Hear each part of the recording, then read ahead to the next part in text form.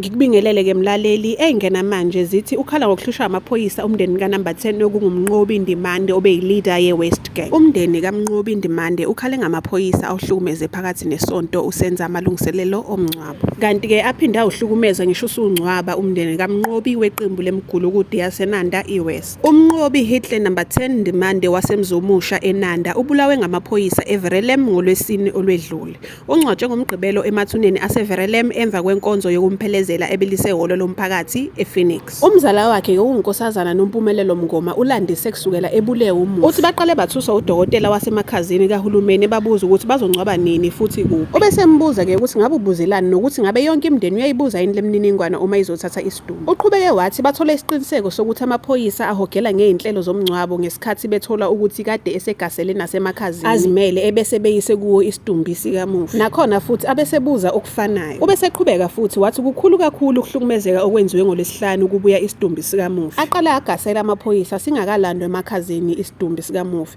Abuza ukuthi ziphi ibhamu zikaMnqobi. Abesekhomba omama bebehleli emakhandleleni ngebhamu ebabuza ukuthi bayikhalelelani intsha. Aze athi kanti nabo bayakwazi ukukhala. Uthe ngesikhathi sekubuya ebebe emakhazini ukuyolanda isidumbu aphinda abuya ashaya kwasani. Kwabesilisa bebehlele esangweni belungiselela ukugeza isidumbu sikamufi amanxeba. Ushaye kwaze kwashaya ngisho nobaba wakhe. Umalume wakhe ubematasa ehlinza imbuzi yokuqhuba umsebenzi wokugeza amanxeba naye amshayile. Abesemiyekisa ngisho ukuhlinza akhahlele ibhokisi lazi lalala ngohlangothi isidumbu saphumela ngaphandle. Aphinde abuza futhi ukuthi inja igezwani.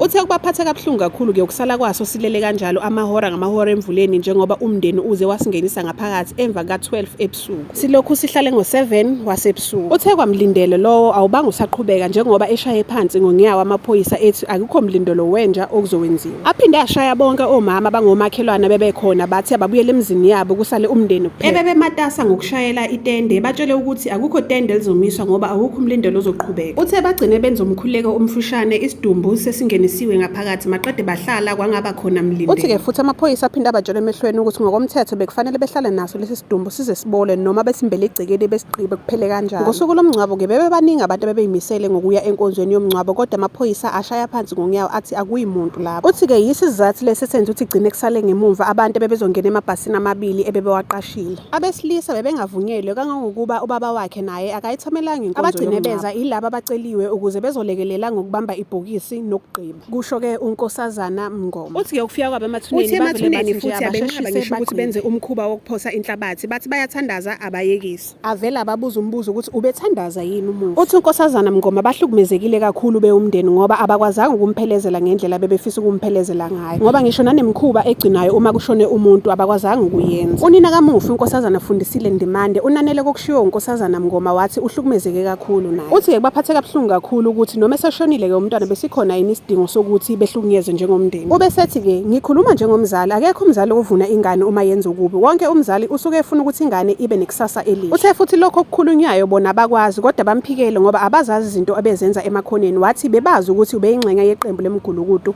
bemkhulu. Unkosazana Ndimande kungunina kamufi bebethuma bembuza ngalokho bekushiwe ngegama lakhe aphike athi akayazi lento eshiwe ngayo. Umchaze njengomntana obevama ukuyithulela ekhonze ukuhleka ebese eba nenqwaba yabangani. Umakhelwane ke okungunkosazana Jabulisile Ngide naye uhambe emazweni omndeni ethi bayezwa nje kuthiwa ubeyinkinga bona bamaze ingane ezilungile. Athi ke amagama kamakhelwane mina nginesitolo ngiyadayisa bengikhululekile ngazi ukuthi ngiphephile. Siyadideka uma kuthiwa umphakathi uyakhala ngoba asimaze uhlupho thina umnqobi. Ingane le ekhule phambi kwethu. Amaphoyisa ke awaphefumulanga ngalolu daba kepha iphoyisa eligunyaziwe ukukhuluma nabezindaba lithe abomthetho bebegwema ukuthi kugcine kunesimo esingalawuleki sokuqhonyiswa kwezibhamu nokushiswa kwezimoto ezebiwe uma kufe isigebengu. Bengicela ke siqhubeke nokulalela enkulumo kaMnqobi Ndimande.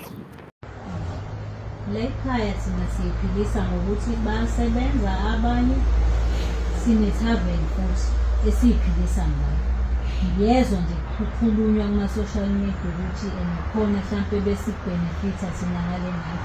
Ayikho into ebesiyibhenefitha thina.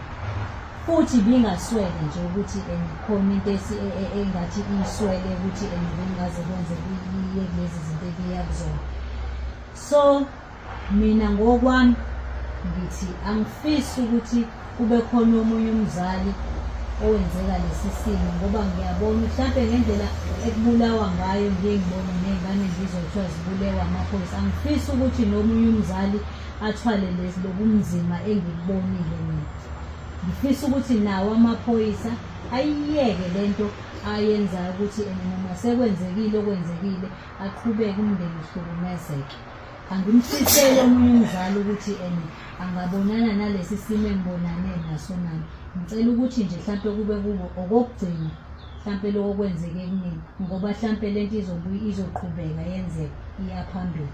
Kodwa nje ubuhlungu engibuzwile angimfiseli omunye umzali ukuthi angabuzwa nokuhlukumezekile. Bengicela uchofeke laphayana kule video evelayo njengamanje for part 2.